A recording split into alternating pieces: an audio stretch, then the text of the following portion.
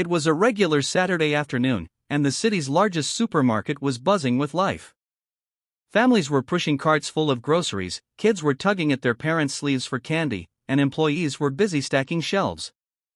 The hum of chatter and the soft background music created a comforting atmosphere, at least, for most people. But in the middle of all that normalcy, something very unusual was about to happen. Officer Daniel Carter was off duty that day. A respected member of the city's police force, he had been serving for over 15 years. He wasn't in his uniform, just wearing jeans and a plain t-shirt. To anyone else, he looked like any regular shopper grabbing some essentials. But what most people didn't know was that Daniel had an exceptional ability to notice details others would overlook. He called it cop instincts.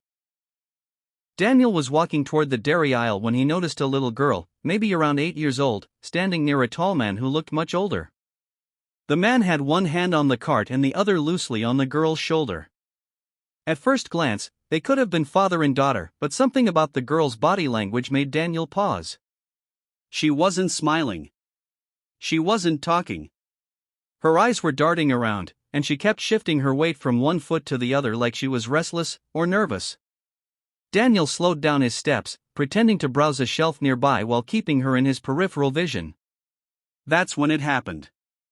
The girl looked straight at Daniel, and very subtly, she raised her hand to her chest, curling her fingers inwards while tucking her thumb in a gesture that, to most people, might seem like nothing. But Daniel knew better.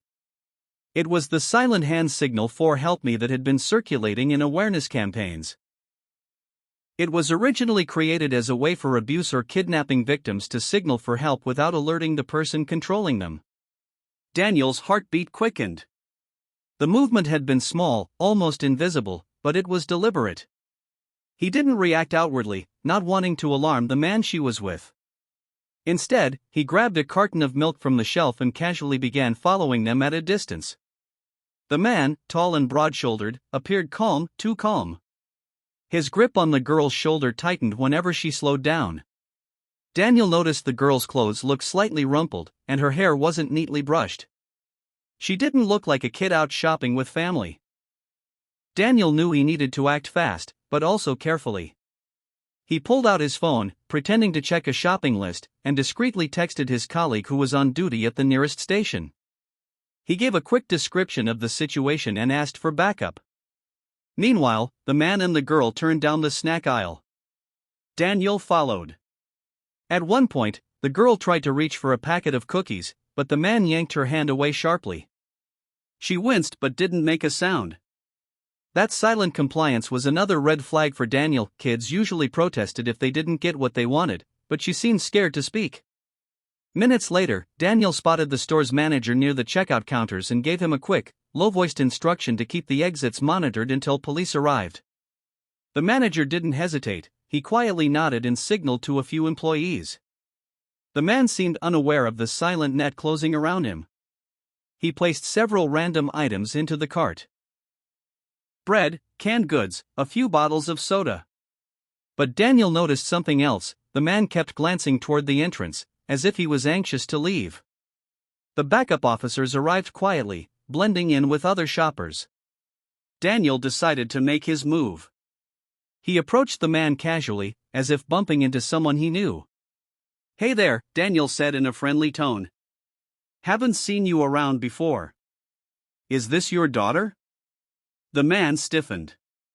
"Yeah," he said shortly. "We're just shopping." Daniel smiled but looked directly at the girl. "What's your name, sweetheart?" The girl hesitated. Her lips parted, but before she could speak, the man interrupted. "She's shy," he said quickly. That was all the confirmation Daniel needed. He nodded slowly, then suddenly flashed his badge from his wallet, low enough so only the man could see it. The man's face drained of color. "Why don't we have a quick chat outside?" Daniel suggested, his voice calm but firm. The man started to protest, but the arriving officers closed in, blocking any escape route. The girl immediately stepped toward Daniel, her small hands clutching the side of his shirt. Within minutes, the man was in handcuffs. He shouted that it was all a misunderstanding, but a quick check revealed that he had a record for child-related offenses and was already wanted in another state. The little girl's story came out in pieces. She wasn't his daughter. She had been walking home from a friend's house when the man approached her, claiming her mother had sent him to pick her up. She had believed him at first but realized something was wrong when he refused to take her home and instead drove to the supermarket.